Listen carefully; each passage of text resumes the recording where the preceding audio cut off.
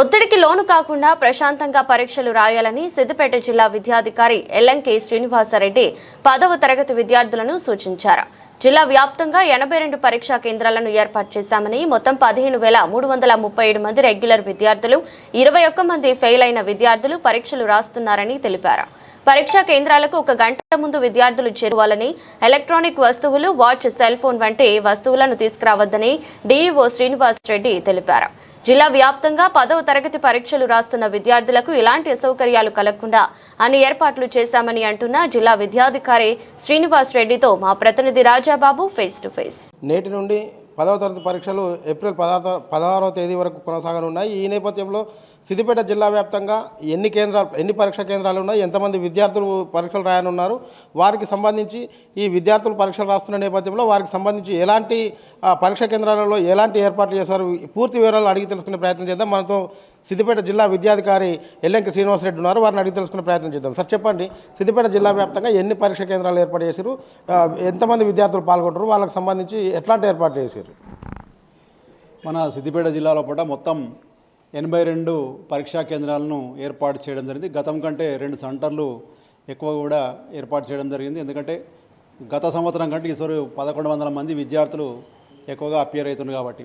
ముఖ్యంగా మన జిల్లా నుంచి 15,337 మంది విద్యార్థులు, రెగ్యులర్ విద్యార్థులు పరీక్షకు హాజరవుతున్నారు. అదేవిధంగా 21 మంది విద్యార్థులు గతంలో ఫెయిల్ అయినటువంటి వాళ్ళు, అదేవిధంగా 1762 మంది వొకేషనల్ విద్యార్థులు మన జిల్లా నుంచి ఎగ్జామినేషన్స్ రాయబోతున్నారు. ఈ ఎగ్జామినేషన్స్ అనేది ఈరోజు ప్రారంభమై ఏప్రిల్ 16 వరకు కంప్లీట్ అవ్వడం జరుగుతూ ఉంటుంది. దీనికి సంబంధించి 82 మంది చీఫ్ సూపరింటెండెంట్లు, 82 మంది డిపార్ట్మెంటల్ ఆఫీసర్లను కూడా నియమించడం జరిగింది. అదేవిధంగా మన జిల్లా లోపల సి కేటగిరీ సెంటర్లు కూడా 9 సెంటర్లు ఉన్నాయి. అవి ఏంటి అంటే సి కేటగిరీ సెంటర్లు పోలీస్ స్టేషన్కు 8 కిలోమీటర్ల అవతల ఉన్నటువంటి వాటిని సి కేటగిరీ సెంటర్గా మనం పిలుస్తాం. వాటి లోపల మనం సి కేటగిరీ సెంటర్లకు కూడా కస్టోడియన్లు 9 మందిని కూడా ఏర్పాటు చేయడం జరిగింది. సరే, ముఖ్యంగా ప్రధానంగా ఎండలు తీవ్ర రూపం దాల్చినాయి. ఈ నేపథ్యంలో పరీక్షా కేంద్రాల్లో విద్యార్థులకు ఎలాంటి సదుపాయాలు ఏర్పాటు చేశారు? ఎండలు ముదిరిన సందర్భంలో పట మంచి కూల్ వాటర్ పెట్టమని చెప్పేసి ఆదేశాలు కూడా జారీ చేయడం జరిగింది. అదేవిధంగా మన మెడికల్ డిపార్ట్మెంట్ నుంచి కూడా వాళ్ళు మెడికల్ కిట్ కూడా వాళ్ళు పెట్టేసి ఓఆర్ఎస్ ప్యాకెట్లు కావచ్చు, పారాసెటమాల్ కావచ్చు, అది కూడా పెట్టేసేసి ఇమీడియట్గా ఏదైనా వడదెబ్బలు అట్లాంటి తగిలినట్టయితే వాటికి ప్రాథమిక చికిత్స చేసేందుకు కూడా ఏర్పాటు చేయడం జరిగింది.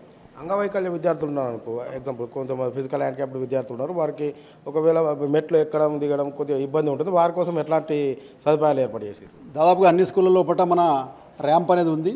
ఆ అంగవైకల్యం ఉన్నటువంటి విద్యార్థులకు కూడా మనం స్క్రైబ్ రాసేందుకు కూడా వారికి అనుమతించడం జరిగింది. వారికి అవసరమైన కూడా లాంగ్వేజ్ ఎగ్జామ్షన్ అనేది కూడా ఉంటుంది, అటువంటివి కూడా ఏర్పాటు చేయడం జరిగింది. ఈ పరీక్షలో ప్రశాంతమైన వాతావరణంలో జరగడానికి, పారదర్శకంగా నిర్వహించడానికి క్యూఆర్ కోడ్ అంటున్నారు కదా, క్యూఆర్ కోడ్ ద్వారా ఎట్లాంటి ఉపయోగాలు ఉంటాయి? ప్రతి క్వశ్చన్ పేపర్ ఏదైతే ఉందో దాని మీద క్యూఆర్ కోడ్ ఉంటుంది.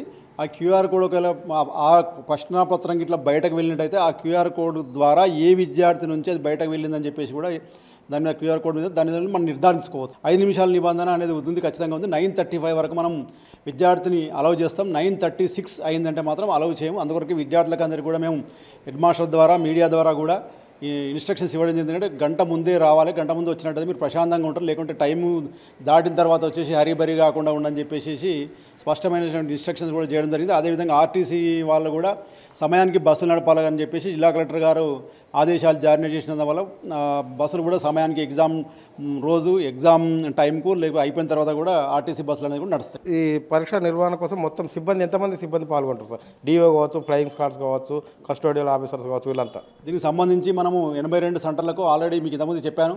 82 మంది చీఫ్ సూపరింటెండెంట్లు, 82 మంది డిపార్ట్మెంటల్ ఆఫీసర్లు, అదేవిధంగా 9 మంది కస్టోడియన్స్, అదేవిధంగా 20 మంది విద్యార్థులకు చొప్పున 868 మంది ఇన్విజిలేటర్లు, అదేవిధంగా 4 ఫ్లయింగ్ స్క్వాడ్లు, ఇంక్లూడింగ్ ఎక్స్క్లూడింగ్ నేను కాకుండా ఇంకొక నాతో పాటు 5 ఫ్లయింగ్ స్క్వాడ్ అవుతాయి. దీనికి జిల్లా కలెక్టర్ గారు రెవెన్యూ డిపార్ట్మెంట్ నుంచి ఒకరిని, పోలీస్ డిపార్ట్మెంట్ నుంచి ఒకరిని కూడా అలాట్మెంట్ చేయడం. ఈ బృందాలన్నీ కూడా వాళ్ళకి అలాట్ చేసిన రూట్లో వెళ్ళి సెంటర్లను విజిట్ చేయడం జరుగుతుంది. చివరిగా విద్యార్థులకు కావచ్చు, విద్యార్థుల తల్లిదండ్రులకు కావచ్చు, ఏం చెప్పదలుచుకున్నారు సార్? విద్యార్థులు ఎట్లా ఎగ్జామ్కు సన్నద్ధంగా? విద్యార్థులకు ముఖ్యంగా ఈ సంవత్సరం ఏంటంటే మనకు ఎగ్జామినేషన్ సిబిఎస్ఈ ప్యాటర్న్ ప్రకారంగా ఒక ఎగ్జామ్కు 3 రోజులు 4 రోజులు అటువంటి హాలిడే వచ్చినటువంటి సందర్భంలో పట ఆ గవర్నమెంట్ కూడా ఒక షెడ్యూల్ని రిలీజ్ చేసింది మనకు. ఎందుకంటే వాళ్ళు ఆ మధ్యలో గ్యాప్ ఉన్నటువంటిది ఏదో ఆ స్కూల్ కూడా ఖచ్చితంగా రావాలి. దాని ప్రకారంగా కూడా మనం పీరియడ్స్ కూడా అలాట్మెంట్ చేయడం జరిగింది. అందరూ కూడా ఖచ్చితంగా ఆ ఎగ్జామ్ అయిపోయిన తెల్లవారి నుంచి కూడా స్కూల్కి యథావిధిగా రావాలి. అదేవిధంగా తల్లిదండ్రులు కూడా పిల్లలను చదివించేటువంటి ప్రయత్నం చేయాలి. వాళ్ళు ఎందుకంటే ప్రశాంతమైనటువంటి వాతావరణంలో ఎగ్జామ్ రాసేందుకు వాళ్ళు కూడా మాతకు సహకరిస్తారని చెప్పేసి మన ఇన్స్ట్రక్షన్స్ కూడా ఇవ్వడం జరిగింది. ఇది మొత్తానికైతే సిద్దిపేట జిల్లా వ్యాప్తంగా 82 పరీక్ష కేంద్రాలను ఏర్పాటు చేశారు. 82 పరీక్ష కేంద్రాలలో 15,337 మంది విద్యార్థులు ఈ పరీక్షలు రాయనున్నారు. అదేవిధంగా 21 మంది అదనంగా ఫెయిల్ అయిన విద్యార్థులు ఉన్నారు. ఇందులో 7,700 మంది బాలుడు, 7,637 మంది బాలికలు పరీక్షకు హాజరు కానున్నారు. పరీక్షలు నిర్వహించేందుకు అన్ని ఏర్పాట్లు పూర్తి చేశామని విద్యాధికారి శ్రీనివాసరెడ్డి చెప్పడం జరుగుతుంది. అదేవిధంగా BNSS 163 నిబంధన ఉన్నది కాబట్టి పరీక్ష కేంద్రాలు ఎవరు కూడా గుమిగూడొద్దు, ఎలాంటి విద్యార్థులకు అసౌకర్యం కలిగించకుండా అందరూ విద్యార్థులు ప్రశాంతంగా పరీక్షలు రాసేందుకు సహకరించాలని చెప్పి శ్రీనివాసరెడ్డి చెప్పడం జరుగుతుంది. కెమెరా పర్సన్ నరేష్తో రాజాబాబు, S6 న్యూస్, సిద్దిపేట.